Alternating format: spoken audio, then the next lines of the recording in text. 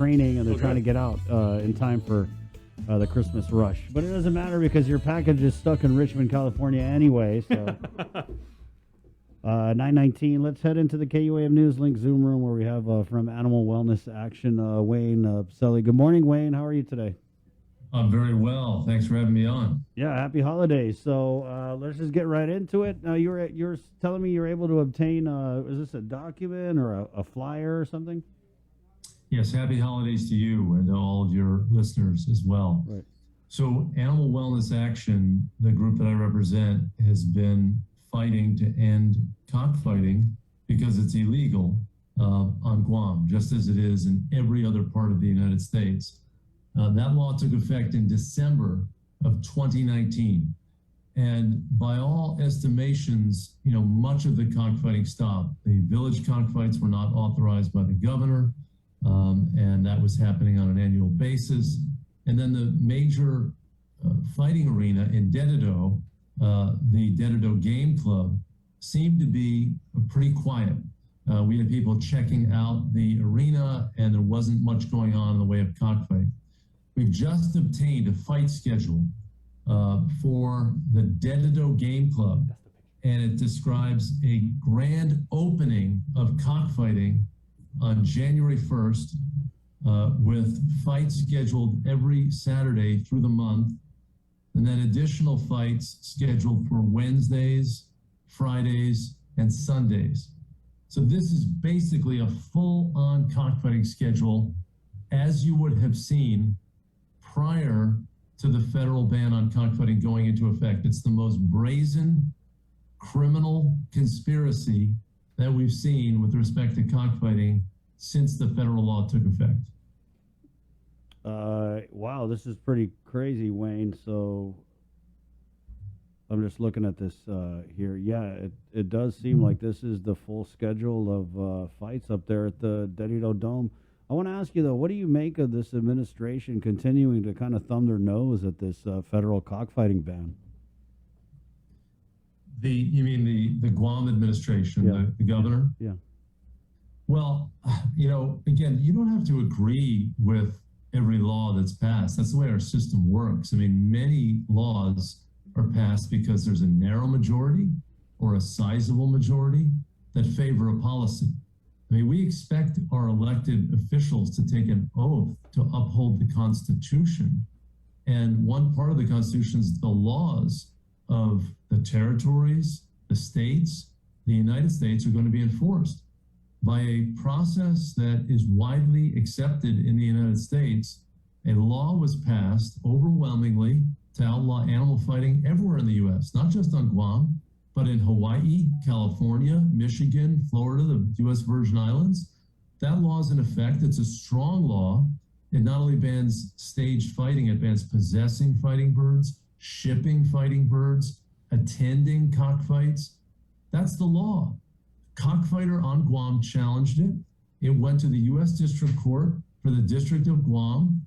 It was upheld by a Guamanian judge appointed by a Republican president, saying that the United States has the authority to do this. A similar set of challenges were initiated by cockfighters in Puerto Rico, and the courts upheld that, led by a U.S. District Court judge in San Juan, Puerto Rico, a Puerto Rican judge.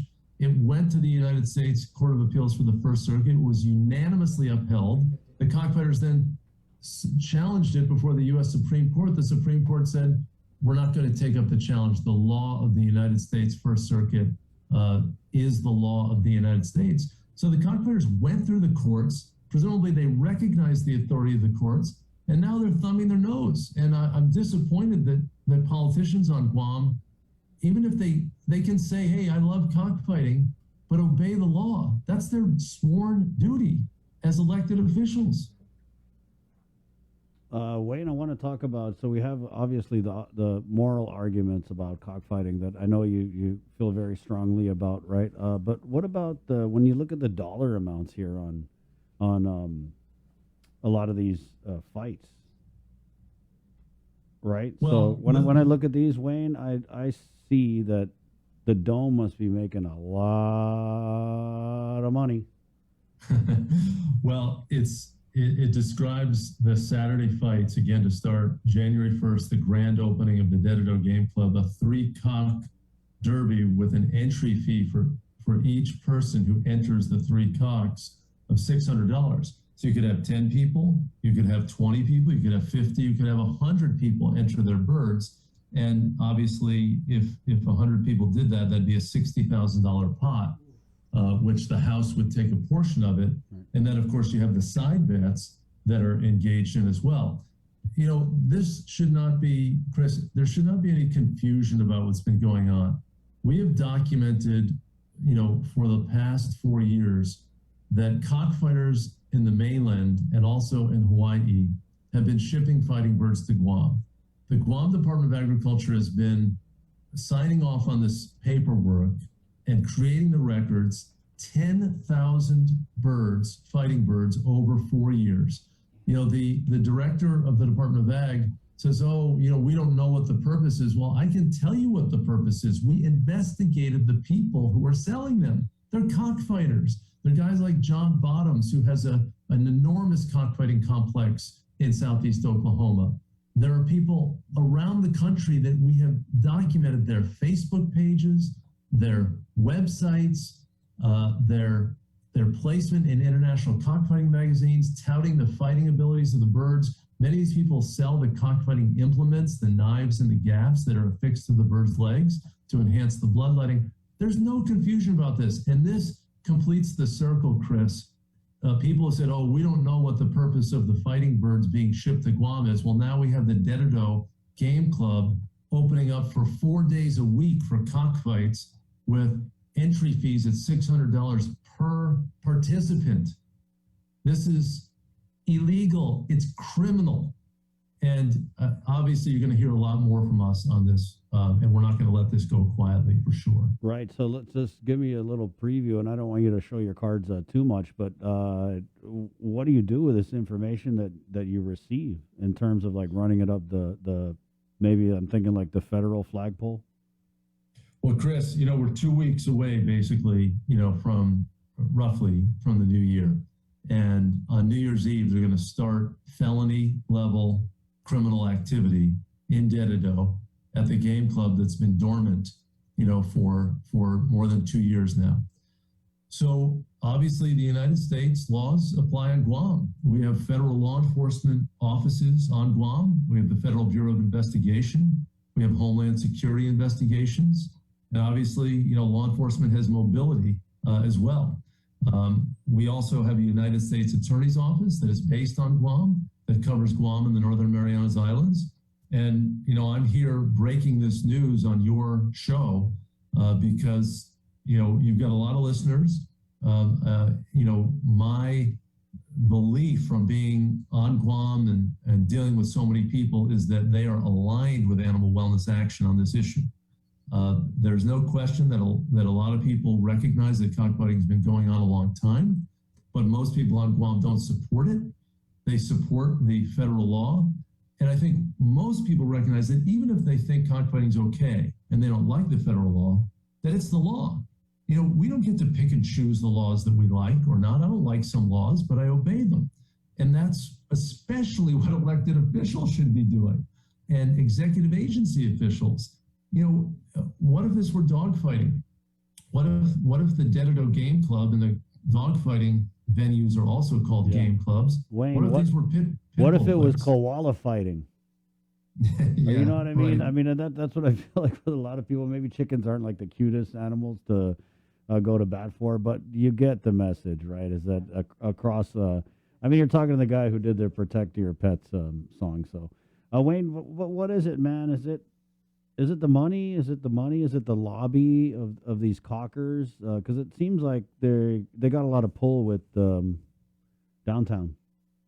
Yeah, it's a little mystifying to me, Chris. You know, we had these debates in a number of the states as well. You know, Louisiana was the last state to outlaw cockfighting, and you know, a bunch of the politicians were scared of them for years until Louisiana was the last state in the country that allowed it, and then they were embarrassed because no place wants to be recognized as the last bastion for a form of animal cruelty like this that most states banned it in the 19th century.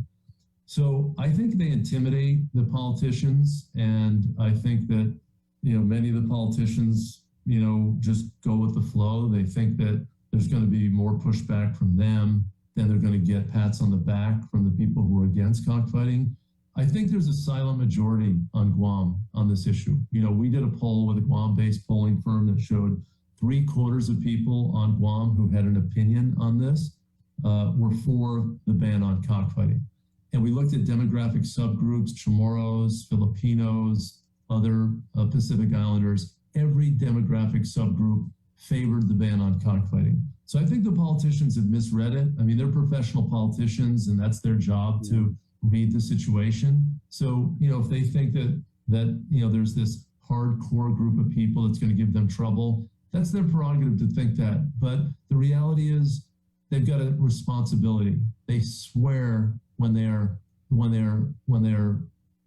sworn in to serve, to uphold our Constitution. The courts have upheld the authority of the United States to do this. We have laws in the United States. Wayne, what if it's because I get where you're going with your angle that maybe they're intimidated by the cockfighters, but I'm saying with this much money right on the table, when you look at how much the entry fees are, how much these guys are winning, how much the Dome is taking home, I think they donate to the politicians, and in return they receive protection. It's like the mob. You know what I mean?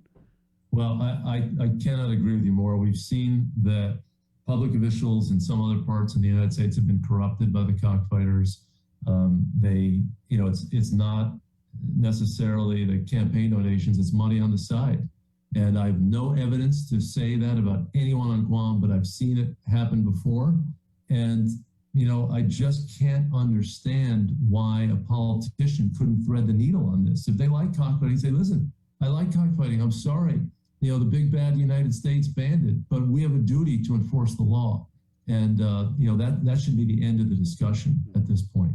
Wayne, thank you for your time. I know you're kind of out on a ledge with this issue, especially here at home on Guam, but I appreciate your gumption.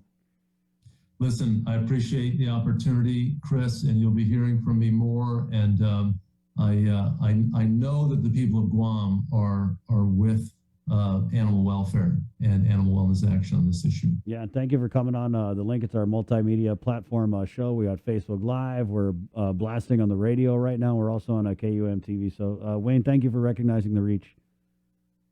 It's my pleasure. Thank you for having me on. Have a good day and happy holidays to you and everyone else. Right on. Merry Christmas. It's 9:31, Friday, December 17th. Woo, boy, it's going to be hot over there at the Dome. Be careful, guys. Be careful. The heat is on during Chamorro winter. 9:32. Good morning. We have Sepson on here. I want to take care of this. Jay, our good friend, the late Casanova Nakamura, had passed, and I know that